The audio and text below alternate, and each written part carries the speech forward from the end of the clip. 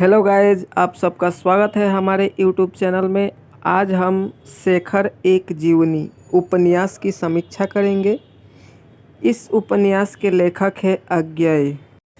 शेखर एक जीवनी अज्ञेय का बहुचर्चित मनोवैज्ञानिक उपन्यास है। यह उपन्यास दो भागों में विभक्त है, उत्थान और उत्कर्ष। इसका पहला भाग सन 1940 में तथा दूसरा भाग 1944 में प्रकाशित हुआ। उपन्यास के प्रथम भाग को 4 खंडों में बांटा गया है: उषा और ईश्वर, बीज और अंकुर, प्रकृति और पुरुष तथा पुरुष और परिस्थिति। उपन्यास के दूसरे भाग को भी 4 खंडों में बांटा गया है: पुरुष और परिस्थिति, बंधन और जिज्ञासा, शशि और शेखर तथा धागे रस्सियाँ गुंझर।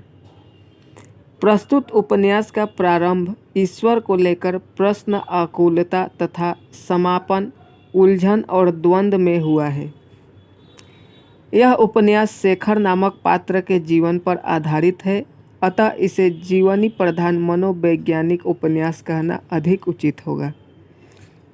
इस उपन्यास में शेखर मृत्यु से पूर्व अपने जीवन की स्मृतियों को याद करते हुए उन घटनाओं का काल्पनिक साक्षात्कार कर रहा है जो पहले घटित हो चुकी है।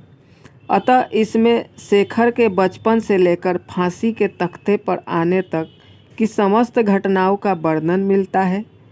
इस प्रकार इसमें पूर्वदीप्ति अर्थात फ्लैशबैक पद्धति को अपनाया गया है। शेखर की ईश्वर के प्रति अनास्था, भयावह वस्तु को देखकर घबराना, ईश्वर के अस्तित्व के बारे में परिवार के सभ्य लोगों से पूछताछ, माँ के प्रति घृणा आदि बातों तथा घटनाओं का वर्णन किया गया है।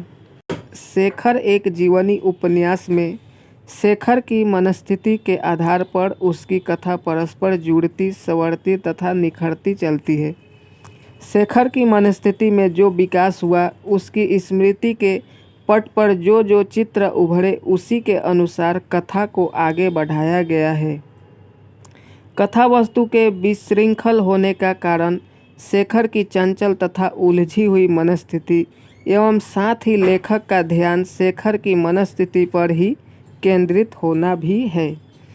उसके व्यक्तित्व निर्माण और विकास के प्रति दृष्टि रखने के कारण कथा का क्रमिक विकास नहीं हो पाया।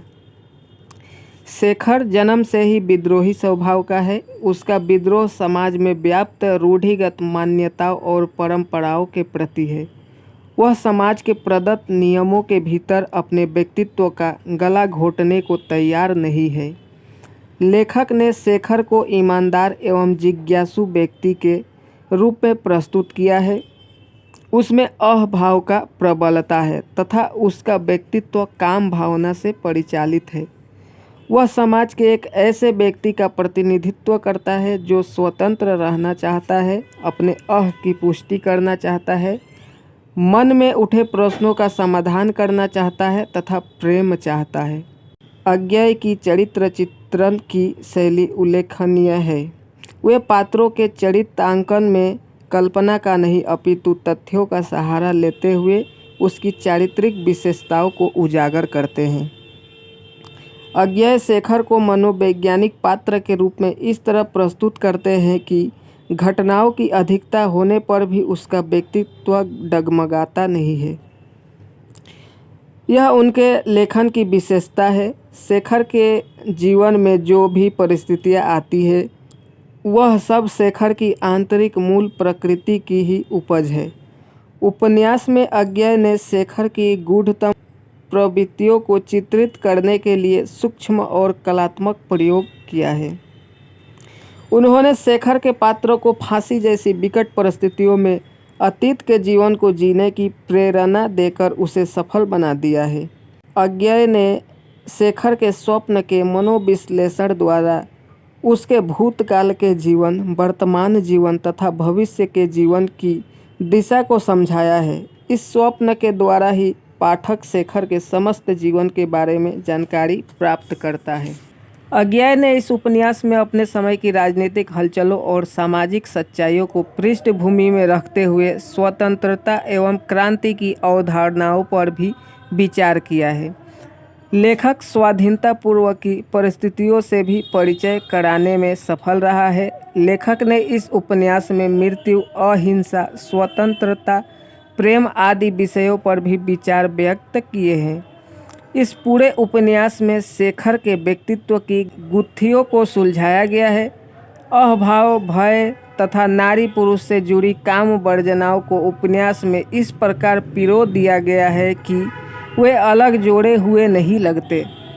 प्रस्तुत उपन्यास का उद्देश्य एक व्यक्ति के जीवन की विविध परिस्थितियों के संदर्भ में उसकी मनोग्रंथियों का विश्लेषण कर समाज में उसका स्वतंत्र रूप स्थापित करना है। उपन्यास में सामाजिक धरातल के विभिन्न पक्षों पर शेखर के मन का विश्लेषण किया गया है। अतः कहा जा सकता है कि शेखर एक जीवनी एक ऐसा मनोवैज्ञानिक उपन्यास है जो हिंदी उपन्यास को नई दिशा प्रदान करता है तथा नए उपन्यासकारों को नई प्रेरणा देता है। इस प्रकार यह एक सफल मनोवैज्ञानिक उपन्यास है। धन्यवाद।